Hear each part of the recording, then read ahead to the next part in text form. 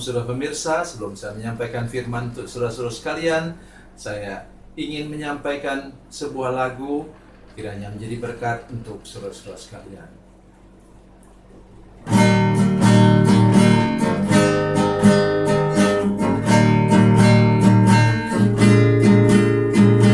Kasih dan persahabatan dalam kasih Yesus Tuhanku, kasih yang setia berkorban, ku bahagia memilikinya.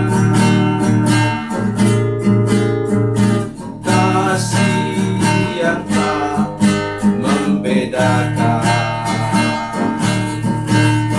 bebas dari iri dan dengki,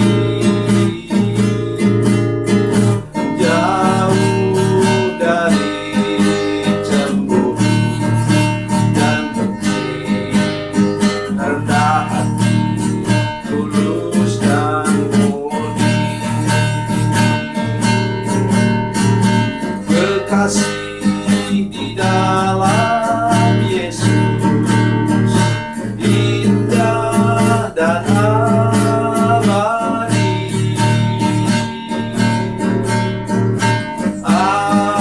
Anugerah dari Tuhanku di dalam kasih dan darahnya.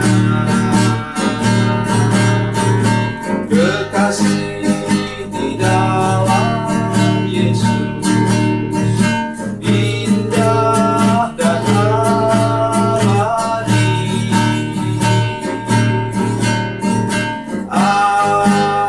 Anugerah dari Tuhanku di dalam kasih dan darahnya.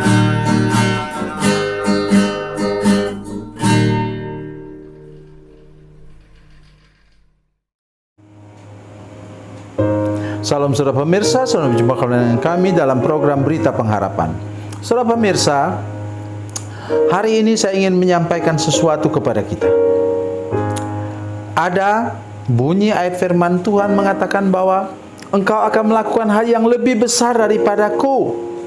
Oh, saudara-saudara sekalian, mungkin kita tidak bisa membayangkan. Ada orang yang membayangkan bahwa nanti kita naik pesawat terbang. Yesus belum pernah naik pesawat terbang karena waktu itu belum ada pesawat terbang. Tetapi saya ingin mengatakan, bahkan bagi para murid-muridnya, mereka melakukan sesuatu yang luar biasa dahsyat. Dan itu yang akan kita dengarkan sebentar. Mari kita berdoa sebelum kita lebih jauh mendengar firman Tuhan ini. Bapa, dalam nama Yesus, berkati kami dengan firman Tuhan yang luar biasa ini Tuhan.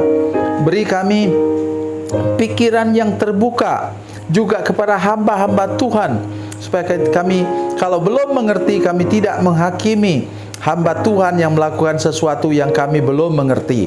Terima kasih Tuhan, dalam nama Yesus, haleluya, amin.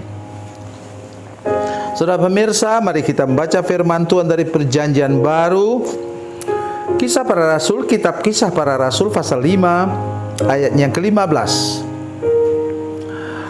Kisah Para Rasul pasal 5 ayat 15. Demikian bunyi firman Tuhan. Bahkan mereka membawa orang-orang sakit keluar ke jalan raya dan membaringkannya di atas balai-balai dan tilam, supaya apabila Petrus lewat, setidak-tidaknya bayangannya mengenai salah seorang dari mereka. Amin. Saudara pemirsa, ketika Tuhan Yesus datang ke Gerasa, maka datanglah orang gila itu.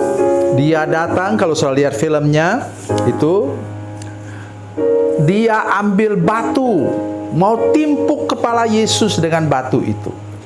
Tetapi begitu dia masuk ke radiasi kuasa Yesus, maka dia kemudian buang batu itu dan sujud menyembah kepada Yesus, dan kemudian kita tahu bahwa dia dilepaskan sempurna oleh Tuhan.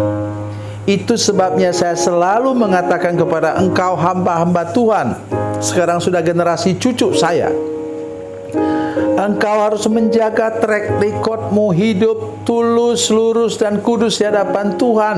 Jaga hidupmu. Minta firman Tuhan dari Roma pasalnya yang ke-12 ayat 2 melindungi engkau. Katanya di sana ialah, berubahlah oleh pembaharuan budimu. Apa yang harus berubah? Etika dan moralmu, pola dan gaya hidupmu, tutur kata dan tingkah lakumu harus berubah. Yang dapat mengubahnya, darah Yesus menyucikan hati kita dan pikiran kita. Yang kedua ialah Roh Kudus memberikan buah Roh Kudus, kasih, sukacita, damai, sejahtera, dan seterusnya sampai kepada yang ke-9, penguasaan diri dalam hidup saudara sekalian. Baru kemudian engkau bisa mengalami seperti yang dialami Petrus di sini. Coba saudara perhatikan latar belakang ayat ini. Apa? Matinya secara tragis orang yang bernama Ananias dan Safira. Dan saudara jangan main-main. Ananias dan Safira itu sudah ada sejak gereja mula-mula. Mereka termasuk di antara 120 orang yang mengalami pencurahan Roh Kudus. Perhatikan baik-baik itu. Tapi karena godaan roh mamon, mereka sampai menipu Roh Kudus, kata Paulus, kata Petrus, Rasul Petrus. Jadi tolong engkau ingat ini benar-benar. Sesudah ini sumbat penghambat ini dibersihkan, maka mengalirlah kuasa Tuhan, keajaiban dan mujizat Tuhan yang luar biasa kepada umat Tuhan di situ. Sehingga terjadilah apa yang disebutkan tadi. Bahkan mereka membawa orang-orang sakit keluar ke jalan raya dan membaringkannya di atas balai-balai dan tilam, supaya apabila Petrus lewat, setidak-tidaknya bayangannya mengenai salah seorang dari mereka. Oh, kita tidak pernah mendengar keajaiban yang seperti ini.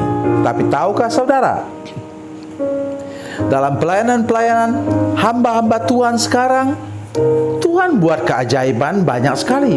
Oleh karena itu, saya pesan tadi saya semula, kalau engkau belum mengerti apa yang disampaikan oleh hamba Tuhan itu, engkau belum pernah mengerti, melihat keajaiban-keajaiban seperti itu, tolong dong jangan langsung berpikiran negatif tentang hamba Tuhan itu. Saya sedih kalau saya membaca dalam status hamba-hamba Tuhan muda ini, mereka bilang, oh dia itu hamba Tuhan, itu bukan hamba Tuhan, itu dukun dia. Kita belum mengerti apapun juga.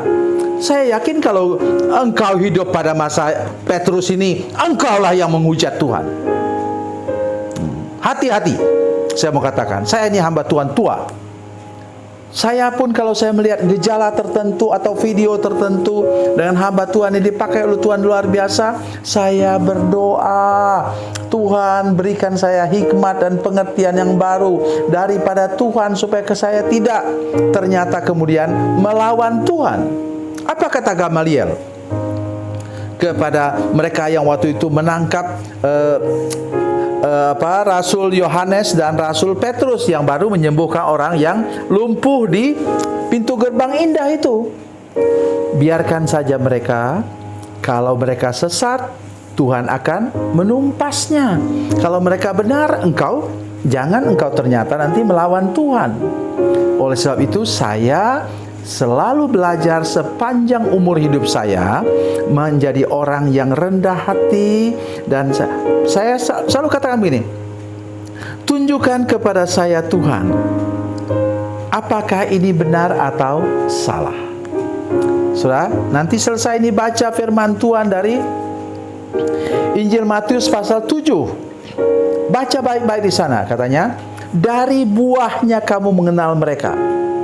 Kalau saudara mau mengenal ini sesat atau benar, engkau harus bergaul dengan dia, melihat bagaimana hasilnya. Saudara sekalian, saya harus terus terang kepada saudara sekalian. Nomor satu yang akan saya lihat apa? Bila terjadi mujizat yang saya belum bisa mengerti, satu hal. Kalau orang itu membawa orang yang tadi sakit atau masalah itu kepada Yesus dan orang itu bertobat dan kemudian menjadi saksi Yesus, itu tandanya benar. Tapi kalau dia kemudian katanya bertobat, tapi masih juga nyantet orang, masih bunuh orang, oh itu tidak, saudara sekalian. Itu lain itu, roh lain itu. Jadi mari kita bersama-sama kemudian belajar dari firman Tuhan ini, dan kemudian mari hamba Tuhan terutama harapkan mujizat lebih lagi melalui peran saudara-saudara, sehingga banyak orang dapat dibawa kepada Tuhan Yesus. Tuhan Yesus memberkati, Tuhan Yesus baik. Mari kita berdoa. Bapa, dalam nama Yesus, terima kasih untuk firman Tuhan yang luar biasa yang kami dengar yang sudah kami dengar tadi Tuhan. Kami berdoa supaya setiap hamba Tuhan, juga aktivis gereja, merindukan bahwa dia pakai oleh Tuhan seluar biasa pada akhir zaman ini, supaya lebih banyak lagi orang bertobat, melihat mujizat dan keajaiban yang kami nyatakan, kami buktikan, kami praktekkan di tengah-tengah dunia ini. Dalam nama Yesus, haleluya, amin.